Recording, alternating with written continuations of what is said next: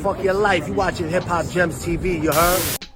Y'all know what it is, man. Another Saturday, another great episode. HipHopGems TV, man. Today we got Spanish Ran, man.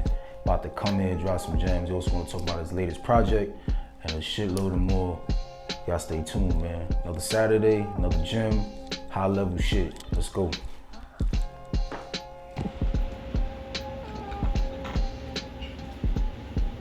Y'all know what it is. It's another Saturday, another gem, more high level shit. HipHopGems TV. We got someone here that is very special to the culture. I think his work speaks for itself. Spanish motherfucking Rain is here. I appreciate it, my guy. Thank you for the invite. No doubt, brother. Thank you for being here again. Of course. How you feeling, man?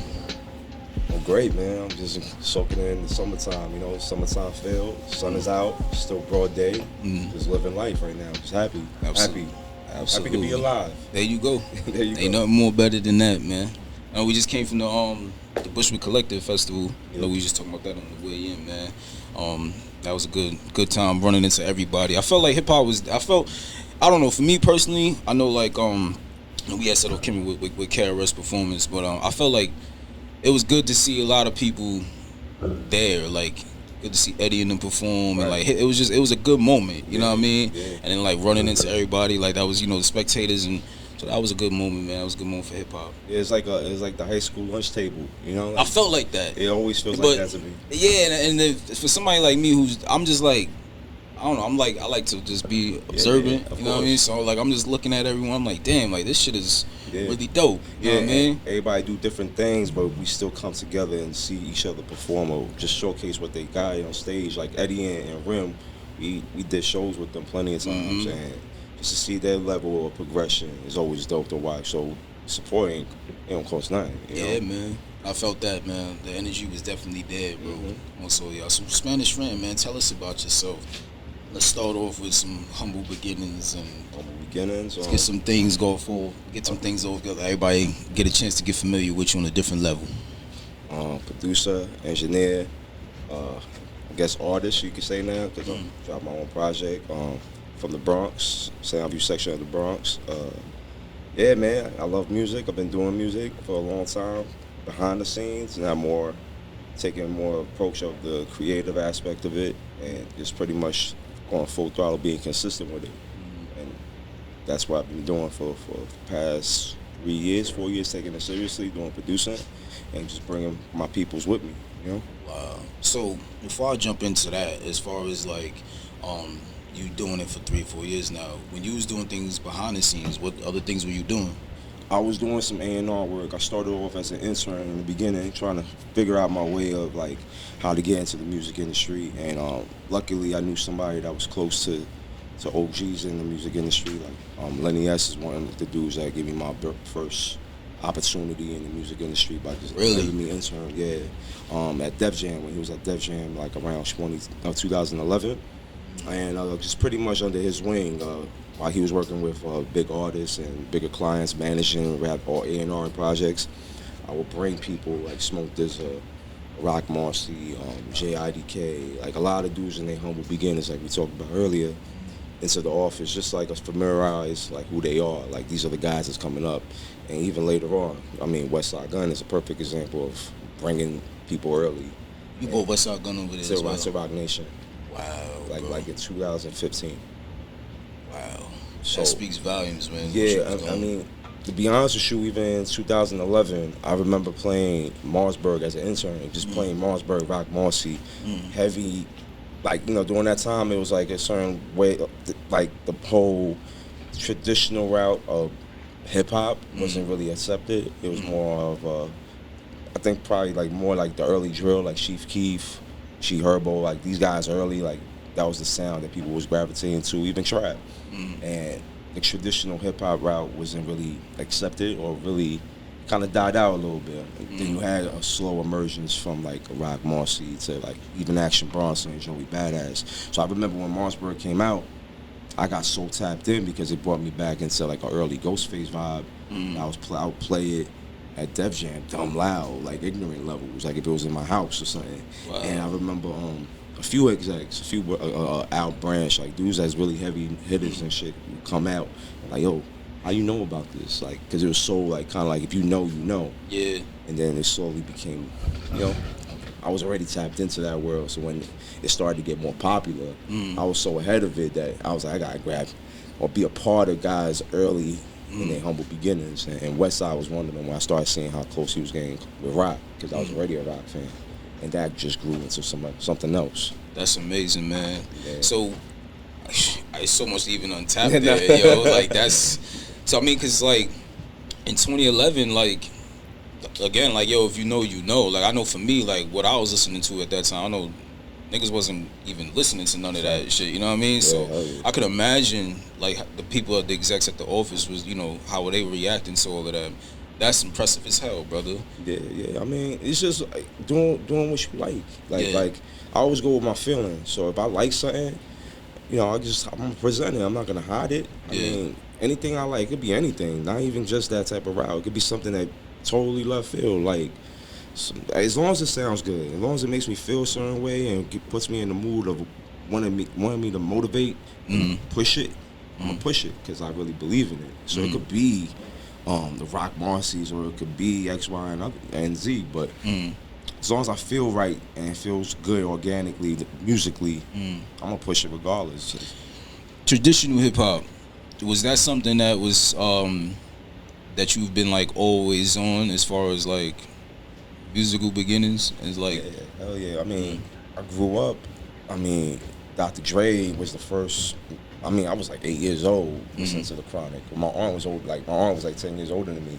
So she'll put me on to like Rakim, Big Daddy Kane. She was one of those aunts that wasn't an aunt, it was like a big sister. So she would have the posters on the wall of Big Daddy Kane, KRS-One, Bobby Brown, I'll Be Sure, like different sorts of people, but putting me on to like Snoop Dogg and Dr. Dre, because during that time I was on even Naughty by Nature, but I was on Crisscross, you know, like, so she was like, nah, this is cool, but you should check out Dr. Dre. And then that's why I got hooked into the West Coast music. And then from that, obviously, it led to Wu-Tang, Nas, Biggie. So the producers that was producing that during that time, I was so heavily influenced, like going to RZA, Havoc, Premier, P-Rock. yeah. And then later on, Pharrell, Alchemist, and then later on, Jay Dilla. So that became a whole rabbit hole after that. So that's pretty much what I always been into it. And even deep underground dudes, I used to go to Fat Beats, and when they had it in New York, Fat Beats, and get. I didn't even know what Instrumental Projects was, but I remember I had a P-strumental CD, but thinking that there's gonna be like a compilation, but it was just all his beats. I didn't understand it. But going even back to Rock Marcy, he was a part of a group called the UN, and that was like in 2000, 2001, and I didn't even know who he was, but I just know that there was songs there, and that was the only songs there that made me tap into it early, and I liked it. So I go that deep with that shit, you know. So P-Rock, I grew up on all those dudes that was like, I could say like a heavy influence. So yeah, that pretty much made more sense for me as like the stuff that I like. right? You know. Wow, brother. There's two things I want to ask you, man, because I know you A&R that Def Jam, Rock Nation as well, right? I heard in the last interview you did, you was in a studio session with Jay-Z. How was that experience, man? It was humble. It was dope. I mean, these are like, you hear conversations of he doesn't write, he goes in the booth and he mumbles and all that. So it's different when you hear about it than when you see it. So when you see it, it's kind of like, oh, I could curse. Yeah, Oh yeah. I'm like, oh shit, this nigga really don't. Like, you know, you hear about it, but you're like, yo, he really just did 2 songs in a matter of 10 minutes, right in front of me. And the crazy shit is, right next to me is Travis Scott, and we're like in the balcony eating. I mean, you know what I mean? Like we're eating. I didn't even know what food services was, because you know when you have a studio budget, anything food is unlimited. So I'm thinking I'm about to pay for the dinner or whatever, like, you know, whatever they took out. And they're like, nah, we got this. We got the cover charge. So I'm like, this is all new to me. Like what? Like free meals and all that. And we're in Jungle City, and it's Travis Scott, myself, and we just both watching Jay-Z record 2 songs. One of them was Crown, and the other one is, I forgot the name of the song, something America. It was on the Magna Carta album. And just as a kid, they just brought me back into high school years and a kid, like, damn, like, I'm watching one of the greatest rappers of all time recording right in front of me without even no writing, no nothing. But just being there, fly on the wall, just watching them, you know? And I say a few times, but like, I have a habit of just watching people, but I be on my phone, just killing time, not saying much. But just, I had to really soak that shit in. I had to put my phone away, let me just watch what he do, and just create those memories, or collect the memories, pretty much. Wow. Yeah. And then even Travis Scott, like who would have thought? I would have never thought, like, you know, but he was talented enough to take it to the point that people were wearing his sneakers and reselling his sneakers. Yeah. You know, I would have never thought that. This niggas headlining festivals and shit. I mean, yeah. You know what I mean? So, like that's like that whole room. It's like I could have just imagined. You know what I mean? The first time I met Mike Dean, I didn't know who Mike Dean was. Mike Dean's playing the instruments over certain Timberland tracks, and he's just playing. I didn't know who Mike Dean was until like the following year. I was like, oh shit, he go back to Scarface, like Ghetto Boy. I didn't know none of that. Early Kanye, or all Kanye, pretty much. And just seeing him just smoking a joint, playing his instruments, engineering everything. And I'm just like, all right, this dude was kind of dope, but I had no idea who he was. Right. But years in hindsight later, like, damn, this dude was like one of the top dudes that Kanye goes to. So, but when you living through the moment, you don't know. You just soaking them shits in. Can I ask how old were you during these processes? During 26, like 25, 26. It was a period from 25 to like 28, 29.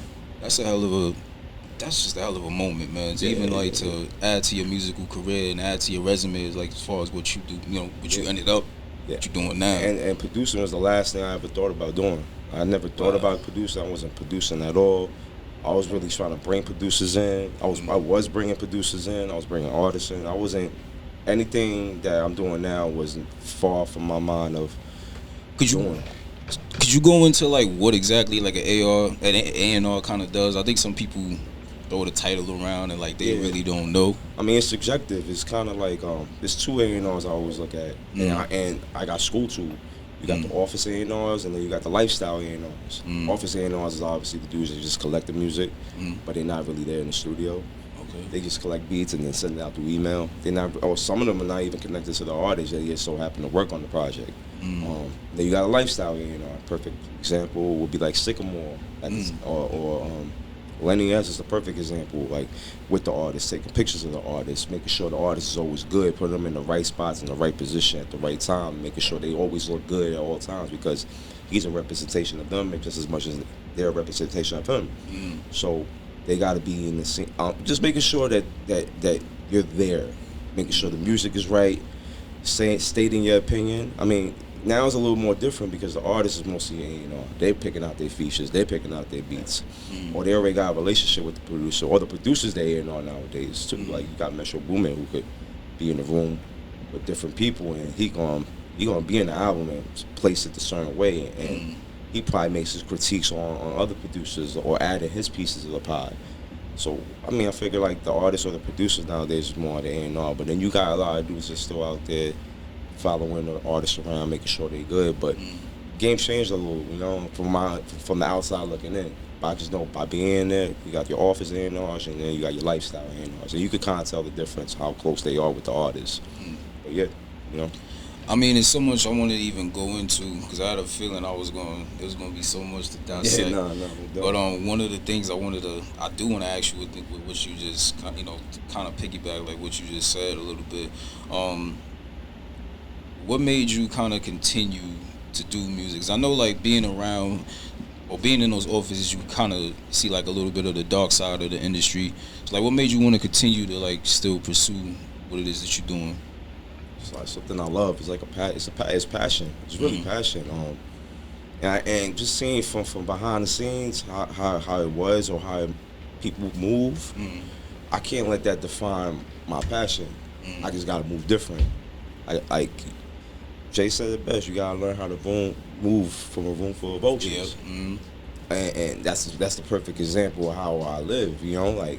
You can kind of see the opportunists, and you can see some fuck shit a mile ahead.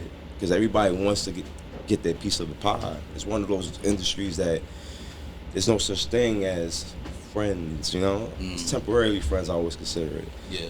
But if you do come across genuine people, obviously you're gonna feel it. You're gonna know. If they ain't even asking you for music, they're gonna reach out to you just to say how you doing, how's your family. You know, and sometimes even that is a little skeptical because you don't even know if that's even genuine. But as far as like continuing, it's all passion. Like I love it. Like I love it. Like I always think about what made me fall in love with it as a kid, who inspired me to want to keep on pursuing it, and just seeing the possibilities after the fact, after you reach that goal. Like, and even like I say, even going, watching people in their humble beginnings and see where they at now, how their life can change. That's what makes me keep going. And even making people life, like changing people's lives, and seeing their face when I even invite them to an office, that makes me that inspires me to want to keep on going, because I know I'm not one of those dudes that sells dreams either. But if I can inspire or even help you or even give you some type of words of wisdom just to be like, oh, like even as an artist, right, they always feel like nobody's listening to them. But if you invite a person to the office out of just a random, and they come in and you showing them around the room, not promising anything, but yo, just to let you know somebody's listening. It's always when you least expect it. I feel like when you expect some shit, it's always gonna cause some type of disappointment because you expect too much. That's why a lot of dudes quit. And that's one thing, I mean, I always have conversations with my people who's like, don't expect it, let's just do it. Don't worry about nothing, whatever happens afterwards, that's a plus. But let's just do it because we feel like it feels right.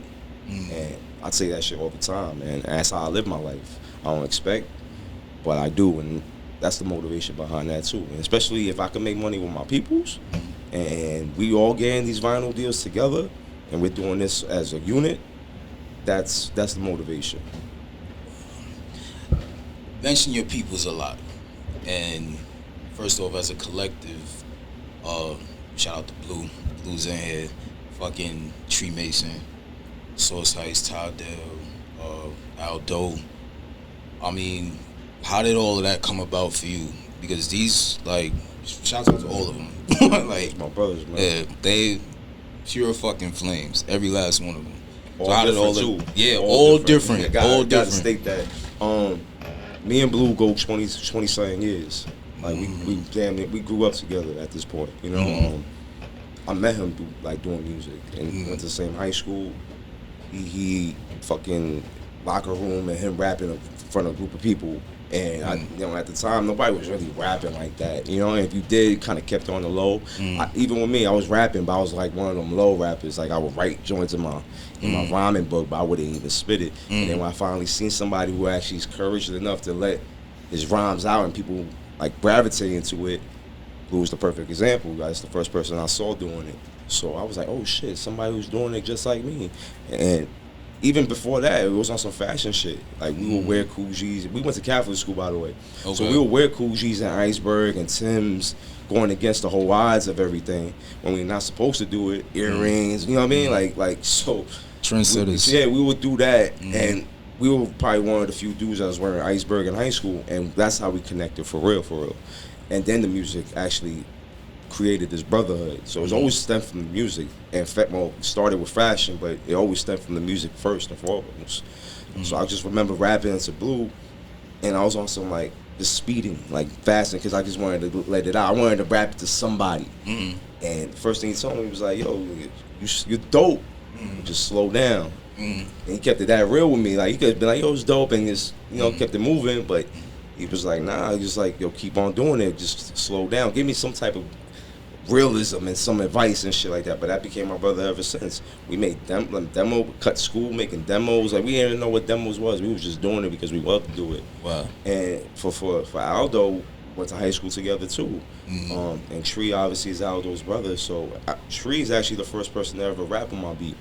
So he's the one that really was like, yo, this shit's dope. I rap on it. Like he'll rap on anything, but he was like, I rap on it, and I'm like, a word. You know, I ain't take it that serious, but he did. And then after that, Blue started rapping on my joints, but Blue was really the one that, keep on doing it. Let's keep on cooking. Let's keep on cooking. Like the engine. And from there, it just became a domino effect. Then Aldo, obviously, he was already been doing his thing for many years. Yeah. So when Tree was like, Rand's making some shit over there, Doe was like, "What? Send me some joints," and then it created a whole spiral effect with me and Doe having our little run. And Sauce, but at the same time, it's all Bronx. Sauce didn't grow up too far from where I grew up as a kid, and that even stemmed from further people like Dot Demo.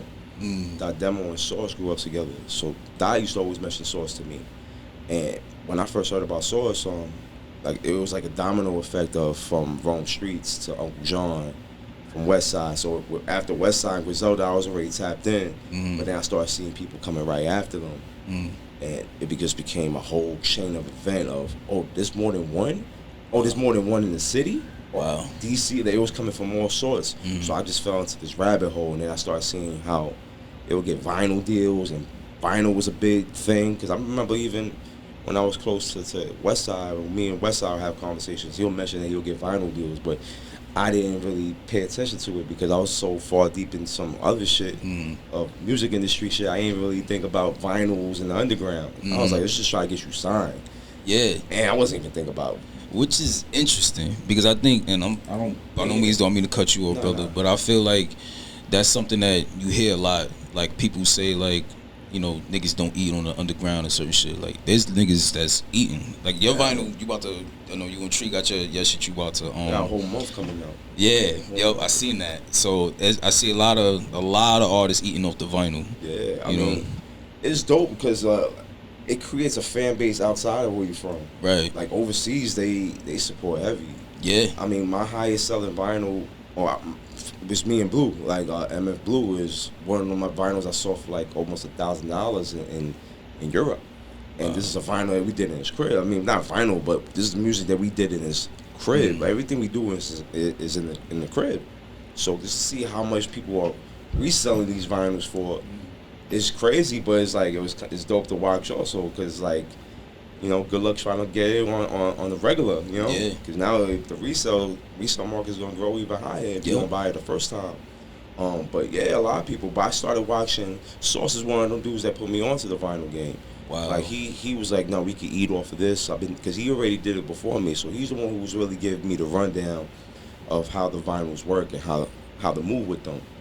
I mean, the first vinyl, he's the first vinyl I actually ever had. It was Spanish Sauce, and I remember having all the vinyls, and I had no website, I had no Bandcamp, I had no idea. I was really hustling, moving them shits like they were drugs. Like, let me know if you need it, 2 for $5, you know what I mean? Like doing all that shit. Obi strips, I had no idea how much you could get for Obi strips, the little strips. So you could get more if that's connected to the vinyl because it's considered an extra piece of art.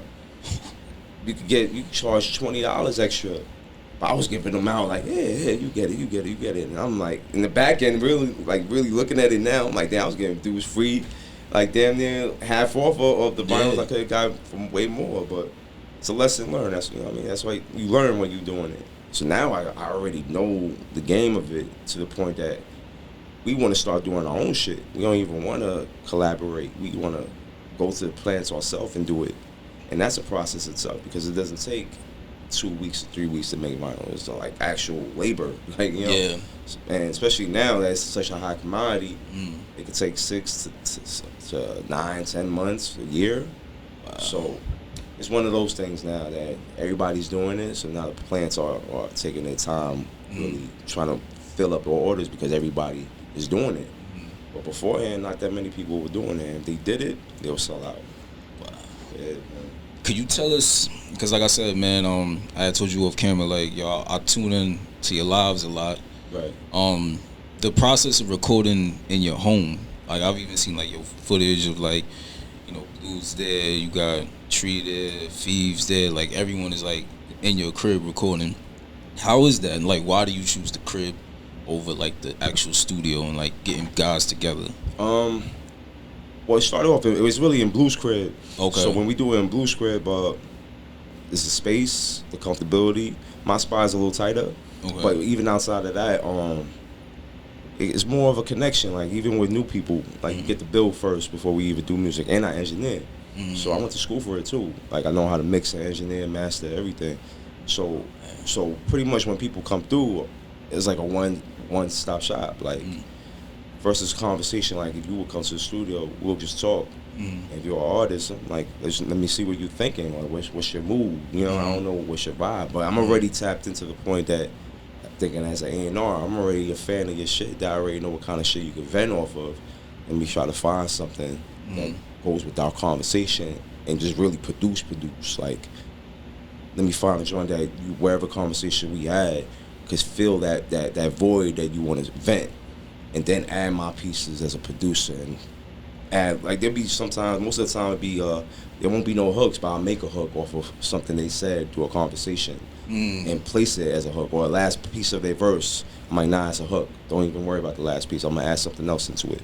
I think I heard something like that on the Drink a Tree Workers was it Workers Compensation? I think it is.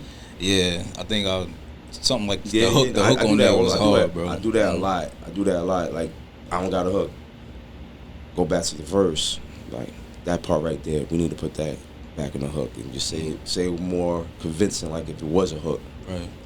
I do that a lot. I remix a lot too. It'd be like joints that people rap on, but it won't be the joint, the end product. I'll actually probably drag their vocals into something better, a better beat that we all like. Oh, I ain't expect that shit. But yeah, man. I mean, as long as the music come out good, you know. I know I be talking about this shit a lot. I notice that when producers do certain songs with certain artists, they have to have their beat cranking higher than the vocals because they just got to showcase their beat, but they don't even think about this song. They just worry about the production, and that kind of kills the song because it's like, yo, I feel the beat, but I don't understand what homie talking about. I don't even know what he's saying because it's so loud and everything is all over the place. But the first important thing is pretty much you want to make sure the song sounds good as possible in both ends, the vocals and the production and the mix, the sonics.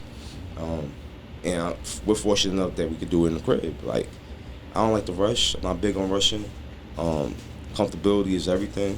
And the best place to be comfortable is in a spot that you can call home. You know? Wow, man.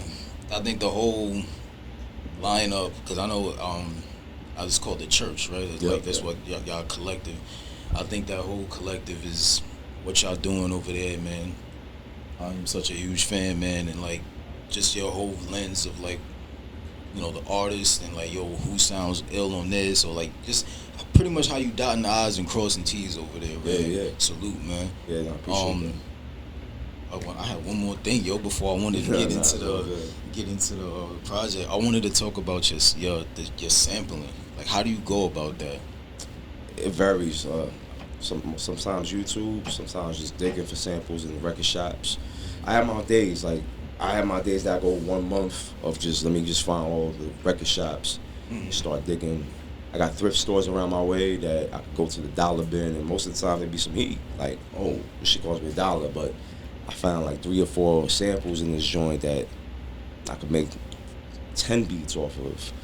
So it varies. It depends. Like, if I don't feel like doing too much, I'll just go on YouTube. Everything you can find on YouTube, you can find anything. Skits, all that shit.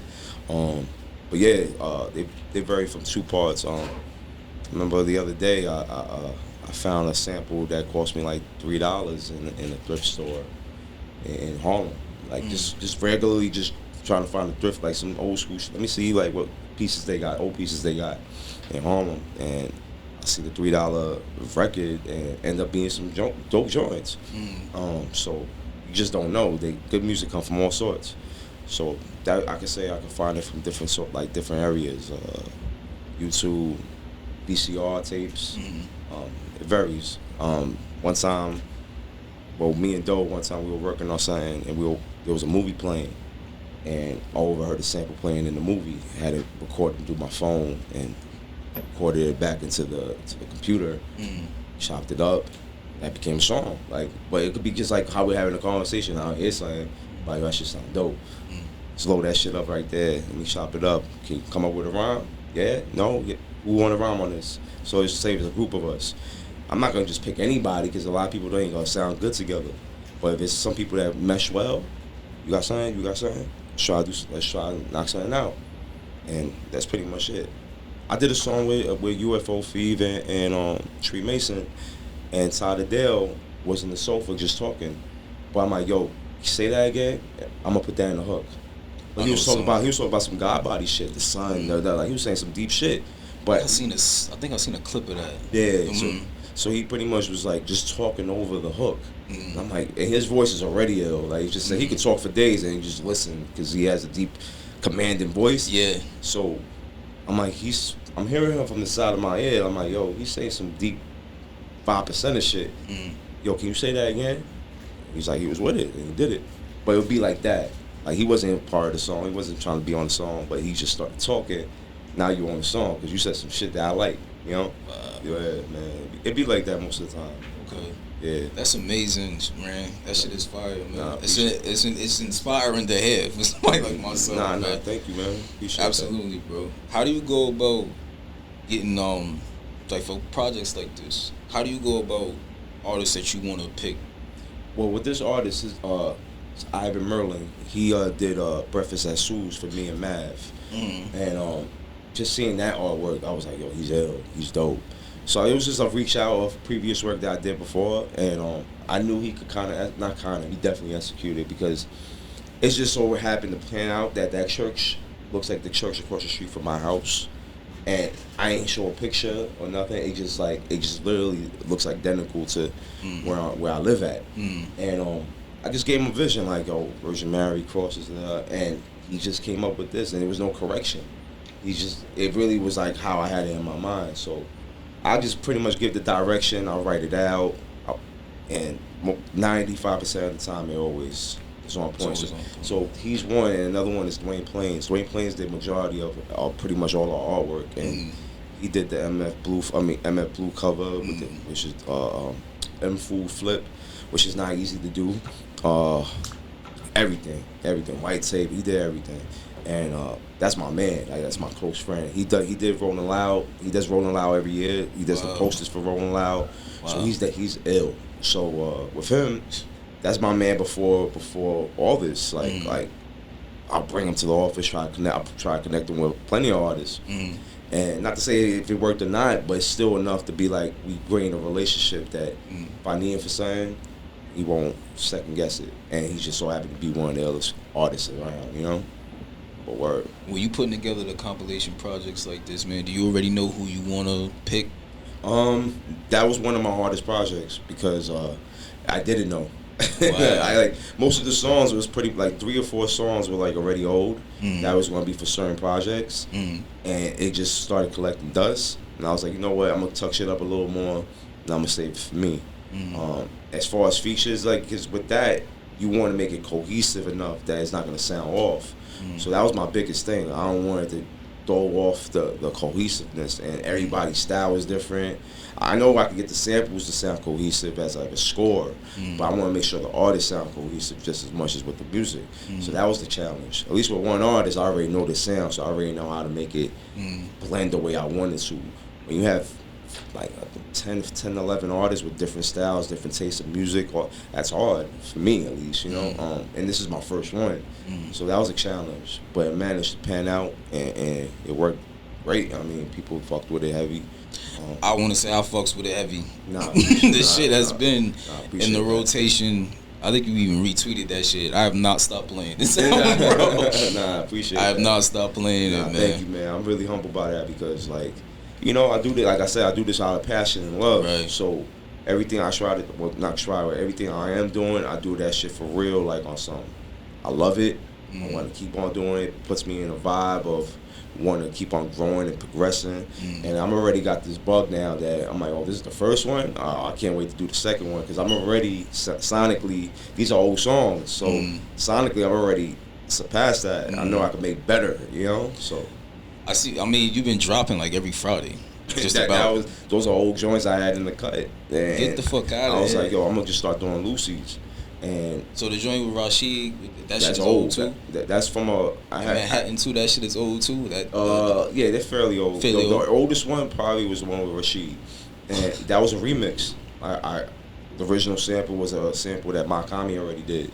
So I was like, I didn't want to follow up on the same sample that Makami, a known one too. Yeah.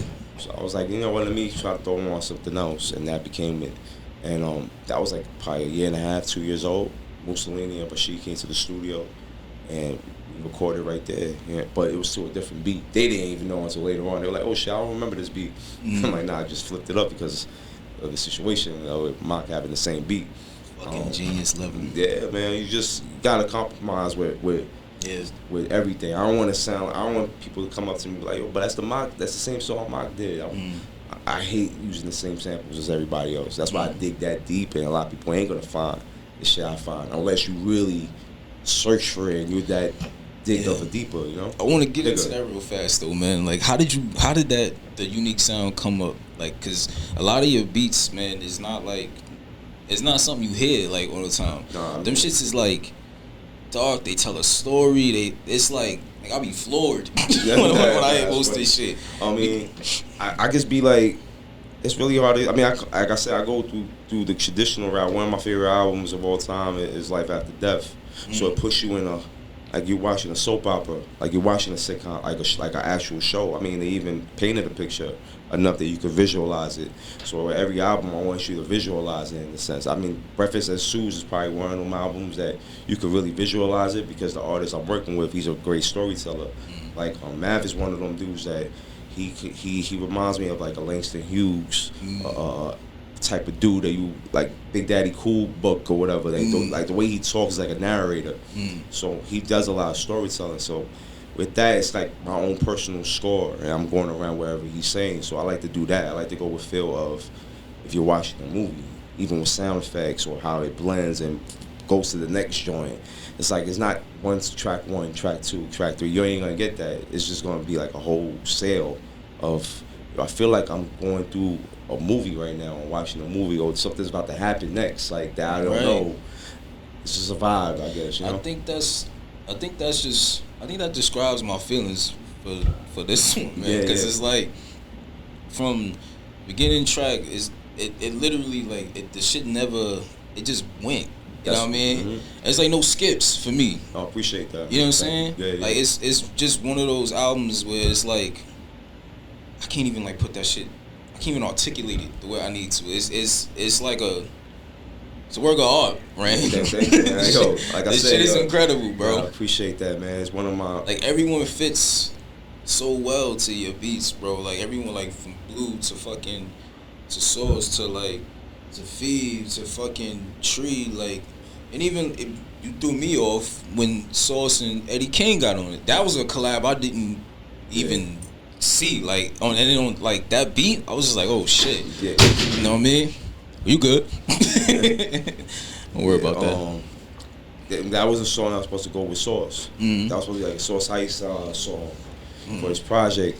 And with the second verse, it was already a blank verse for a long period of time. And me and Eddie, we had these talks like, yo, let's try to lock in or something.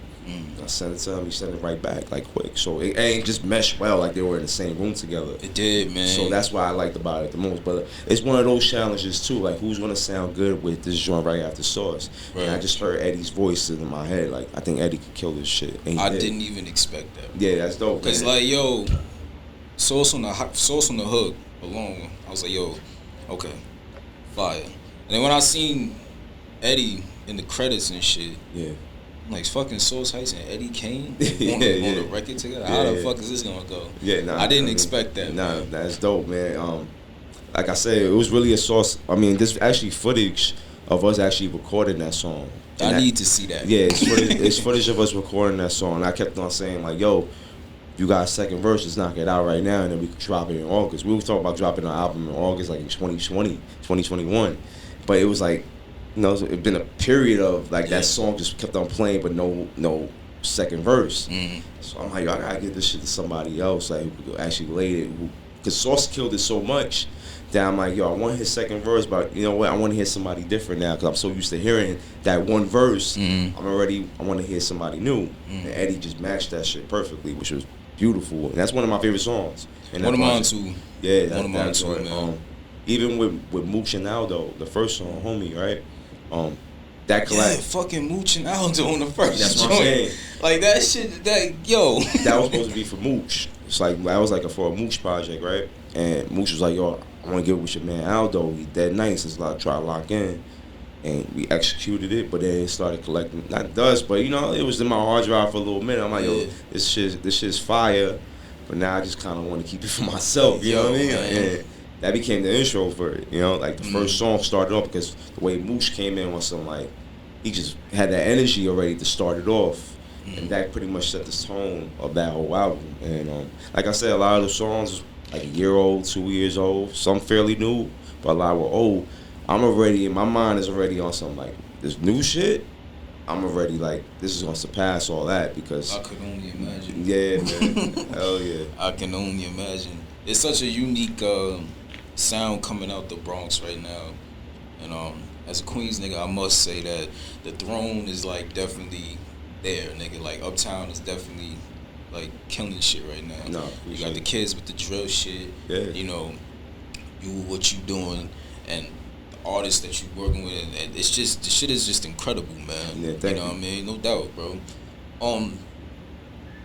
Most memorable moment, bro, that you got in your career so far. Damn. It's like a new question, yo. So you're gonna be the first one to actually give us an answer for that. I got three. Okay. I got 3 answers. One, obviously, watching people overseas mixing whatever they're doing with our vinyl, knowing the fact that we did it in Bruce's house on some, let's just do a song, and then let's do an album. Start off like that. Let's try to figure out how we can take this to the next level. And just watching people from fucking Sweden, England, all this shit, spinning our joints, fucking loving our shit. You know what I mean? Like really playing our shit, selling out. That's one of them joints. And I'm doing it with my, like I said, I'm doing it with my people. So it ain't like these dudes I just met yesterday sending emails and shit. These are like my niggas, like for real, like brothers, I really say. That's one. Two was getting Rhapsody signed. You got Rhapsody signed? Yeah, got signed to Rock Nation. And working on Layla's Wisdom, which is was Grammy nominated. That's the first album I ever worked on as like an A&R for real. Yeah. And it got Grammy nominated. And obviously Damn won, but it was competed with 444. But in fact, that was my first one. I'm like, oh nah, I got this shit in the bag. I already know. Yeah. But that was like a humble beginning. That was another one. And then what's the third one? I mean, the J Sessions. Just being and flying the world, watching the J Sessions, working, being in the Picasso video, just all that shit, bro. Like just being around that, Rock Nation meetings. Ran using the Picasso video? Now I gotta run that shit back. I'm in there. Word, that shit was dope. And there's people there that I had no idea until years later. Like, oh, I had no idea this person was there. Like, you know, but when you're living in real time, you just in a tunnel vision. That's how I like to look at everything right now, how my life is. I've been living in real time, and everything's been tunnel vision that I don't look at who's around me. It's kind of like, I remember watching a documentary about Jimmy Iovine.